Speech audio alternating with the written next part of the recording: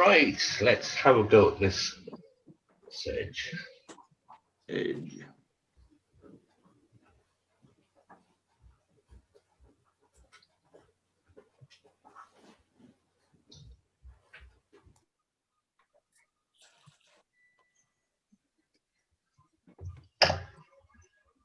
So we're going to start off by just making a little butt of whatever we have available. I'm going to put a little bit of red on. Why not? So I've taken it off the spool and split it because I don't want to use the full thickness. So if I put that into view, you can see it's just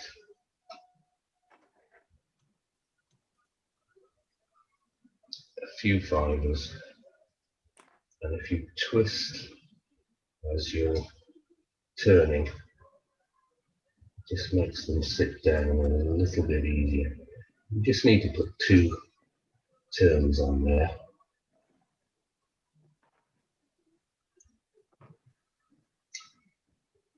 And then we can cut that off. So that's the butt section done. If you've got some hairs here, I prefer squirrel body mix myself. I'll just make a little rub.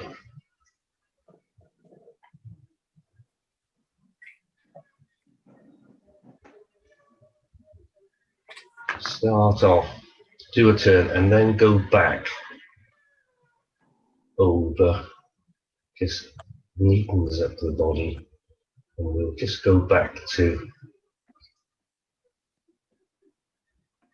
up the body. Give yourself plenty of room at the head for the CDC and the deer hair.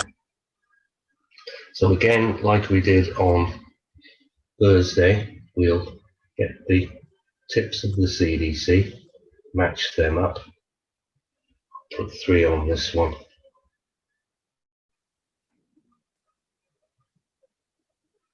Match them up.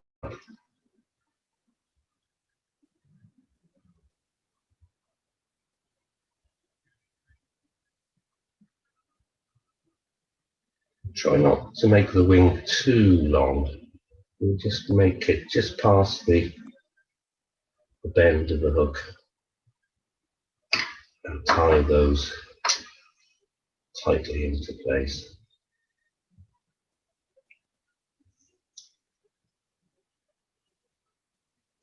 We can cut the bits off. So that's sitting nicely. I've got some roe deer which I've dyed with a yellow dye, and because you are using yellow on a grey base, it comes out a sort of light olive colour. I'm just going to take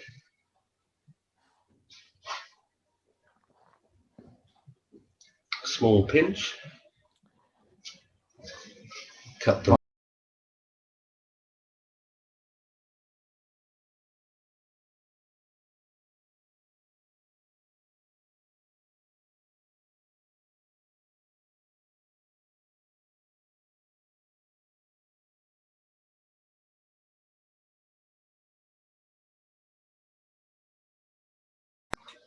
So that's 3 CDC feathers on top of each other. 3 on top of the body. I'm just going to put in some deer hair on top of those. Now when you use deer hair, the first thing you'll find is if you pull the silk tight, it flares out. Now if I went all the way up the head, I went backwards, it would all flare out. You don't want that.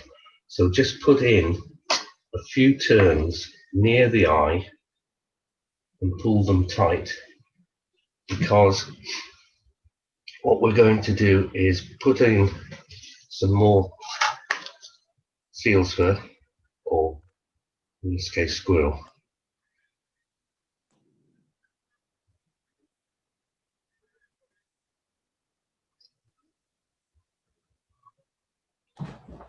And you didn't stack that hair mark, you just snipped it and put it in. Yeah, I haven't cut it yet. Now you could cut it if you want. There's no reason why you couldn't cut that. You just wouldn't have the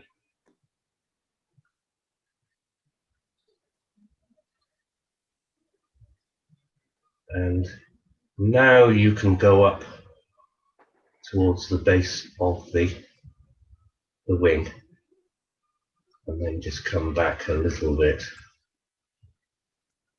Take the excess off, and then just put a turn underneath to hold it in place. Now, we could have cut that tight, or we can make a little, I don't know what you would call it actually. A bonce. I'll cut it long, just to keep it in place there. Oh, I've just got a little bit of fluff there. We are, it's clear. I'm just going to finish this off underneath that little plume.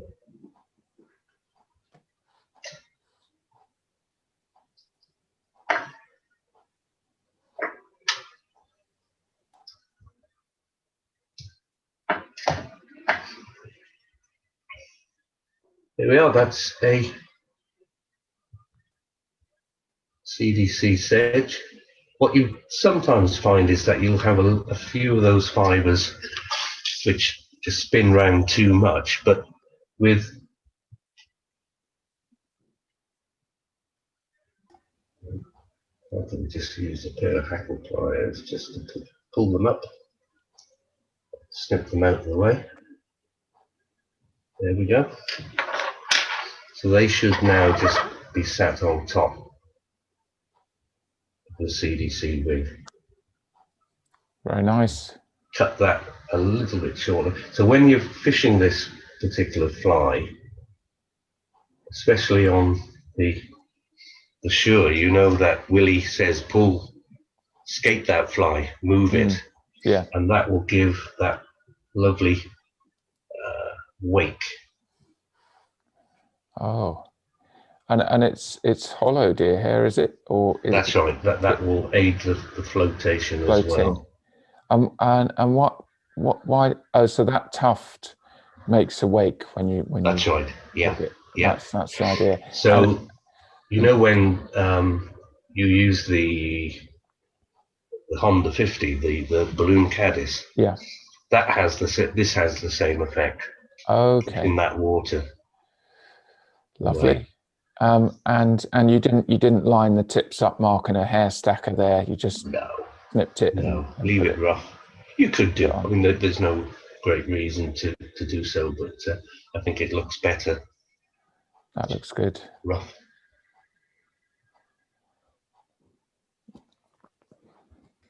All right. You run through it again.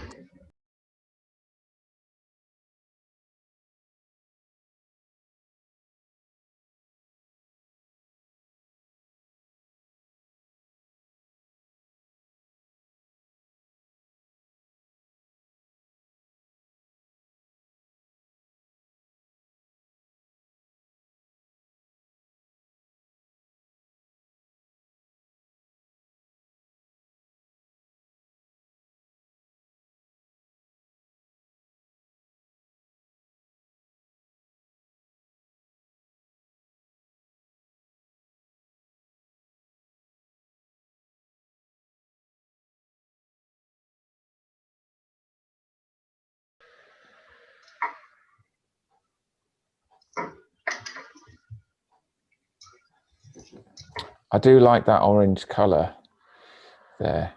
Yeah.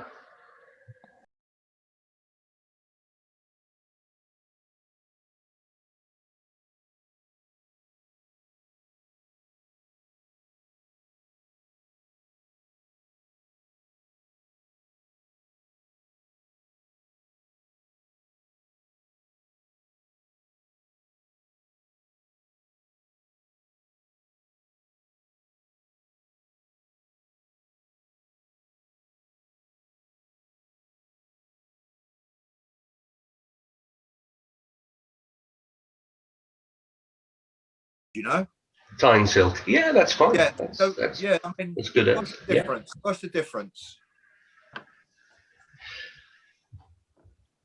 The difference, I suppose, is this is quite thick. Yeah. So it's so I would half that. Yeah, that yeah, thickness. yeah.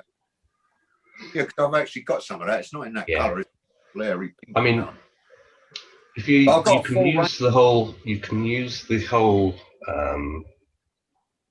thickness for a tail, but if you're doing little butts, it's much easier to split it in half. Yeah. Yeah, I use that in white for my buzzer breathers. That's it. Yeah, yeah. The muskins. The only problem I have with glow bright, I must admit, it does tend to fade, and there's no real alternative which seems to keep its colour. Varnish it. Possibly, yeah, yeah. But you know, you can't varnish tails. No, true. Yeah. They'd be very stiff tails. They would, wouldn't they? Yeah. And orange, yellow just seems to be one of those colours which, you know, tends to fade for whatever reason. So I'll just run the body up now. I'll do a grey one. Just put the dubbing on fairly lightly. Hold the bobbin with your left hand as you're spinning. Keep it nice and tight.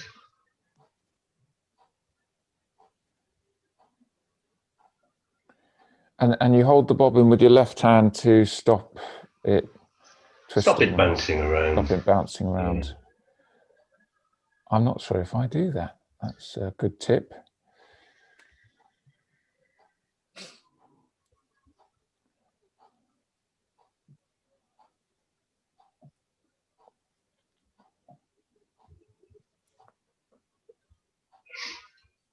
So we're up to the CDC. I've lost my stash. Hold on a second.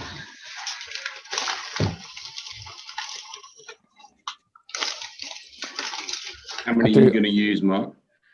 I'm just going to put 3 on here, Mark. I do like CDC and deer hair combined, but I've never, like the other chaps, I've got a little bit of anxiety about the deer hair, just because, like you said, Mark, it spins round and the volume of material that you use, you stack it, and it's nice to see a pattern where you're putting it on there. Well, see how many duds I've got here where I've been practicing the.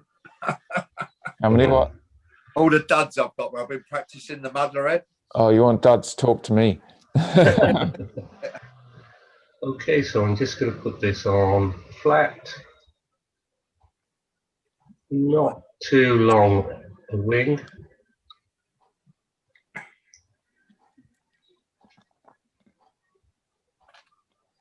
We'll go up towards the eye, tight turns.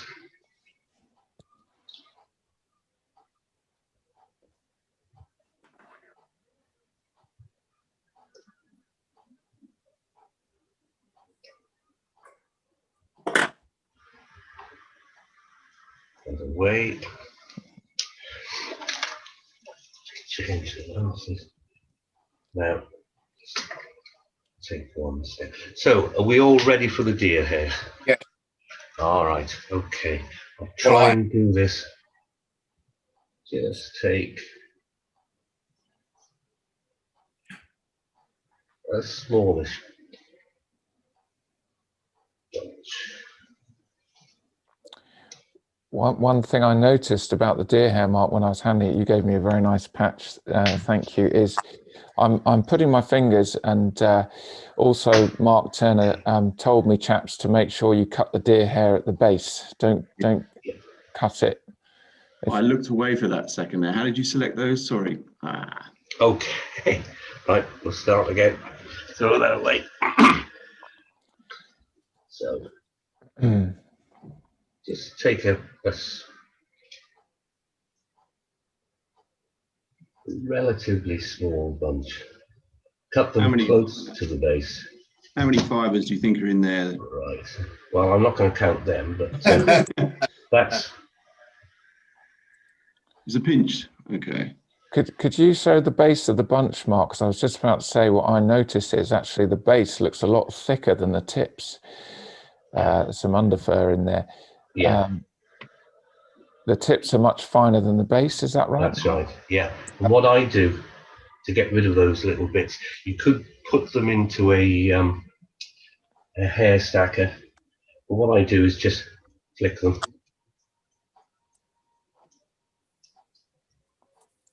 And that breaks them up. So all those little broken bits have cleared now. And what we're looking for is a slight curve to the tips. Put them on. So, now then. Put them into a bunch, put 2 or 3 turns on to start off with. And then pull down. You can see them all flaring now.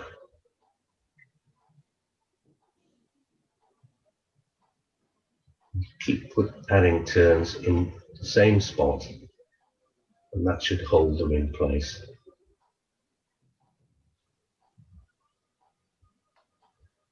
So we'll forget about those for the moment. Take another small pinch of hair and dub it on.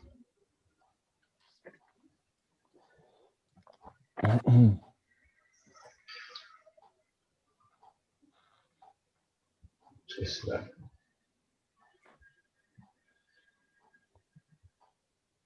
So the reason we can make a relatively neat wing is by virtue of the fact we're using the dubbing now to go back over the wing base, hold them in place, and just put the dubbing through.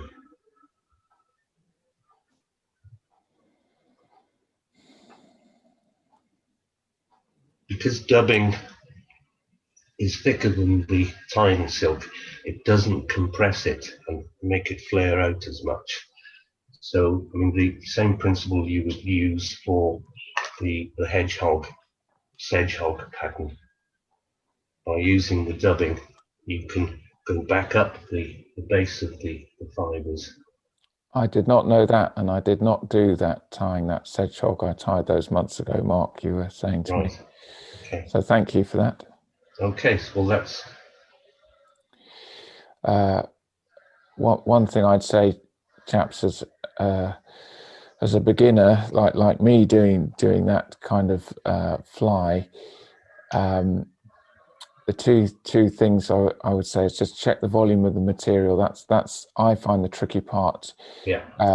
When you're pinching out the deer hair, it's going to be a lot thicker at the base than it is at the tips, and cut the deer hair near. Don't do what I did and start cutting it all over the place. Cut it near the base of the fur, and also check your distance and check your distance and check your distance again from the eye, because you'll need more room than you think there. Mark has maybe if you split that hook shank into thirds, it's only the body. I'm just talking about the problems I had. It's only the body that's about 2/3 of the way up. It's literally very, very short, although it looks all in proportion now. And then you've got a third there for the CDC wing, then the deer hair on top, then the dubbing, and then a little head. Correct me if I'm incorrect, Mark Turner. Yeah, that's. I mean, it's very difficult to talk in precise terms about proportions due to the fact that so many hooks are different lengths and styles anyway. But I mean, after a while, after you've tied a good number of flies, it becomes sort of second instinct, if you like, to look at the hook and gauge the proportions accordingly. Yeah, and you'll notice also, chaps, wing length there. If you're doing a tail on a fly, typically it's about, correct me if I'm incorrect, Mark, the length of the body. Maybe rough. Is that right, Mark Turner? I wouldn't go that long. I wouldn't. It again depends on the fly. I mean, you again certainly pick up a feel for proportions. Yeah. Sometimes you'll feel that the tail is too short or too long, and sort of play around. On that note, I thought body length was from where, say, the tag started right up to the eye, but it isn't. It's that grey section of squirrel fur. So if I use that as a guide, as just the body, the tail it then becomes a lot shorter. And for years, I was tying it the full length of the hook and thinking, golly, that's too long. Yeah. I notice also the deer hair doesn't really extend beyond the CDC length there. Yeah. Just helps with the proportions, chaps, because these are all things that when I started tying, I thought, oh, and I fell into some mishaps. Well, could you put the CDC on top of deer hair as well, tie it that way round, or is it always better? But I think what the deer hair does, it just sort of flattens the CDC Is that me? down. Because I've gone on my phone. Yeah. Yes. Mute one of them. I'll mute you, Peter. Oh no, I don't think it is. I think Mark, your mobile has. Let me see if I can. Mr. Turner, do you trim the deer hair before or after the whip finish?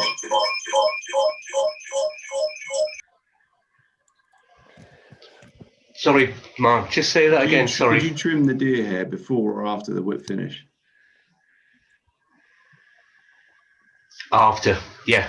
Do the whip finish, and you can trim that after.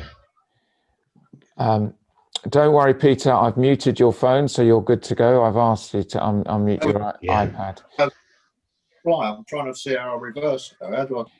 Yes, I was going to say, chaps, today what Mark and I've done. If you tap on your phone, Peter, Mark's going to need to pin that. I'll just pin that. Actually, it's slightly out of focus. If you just move it back, Peter. Oh, that's. I'd say that's quite a good effort, Mark. That's all right. That's fine.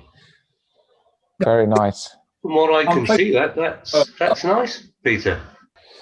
I like that fly though, Mark. It's a lovely looking fly. I'm going to get the deer hair out this week because I'll have to follow up on the patterns. I think Mark Turner, they tie the March brown with an orange silk and sometimes have the orange silk going through the body, Peter. Yeah. That's an example where you wouldn't necessarily hide the thread. Typically, what's best practice is you shouldn't necessarily see thread through the dubbing like seal's fur, for example. If you're doing wet flies, it's there's fly tying no-nos, which Mark is going to go through in the lessons.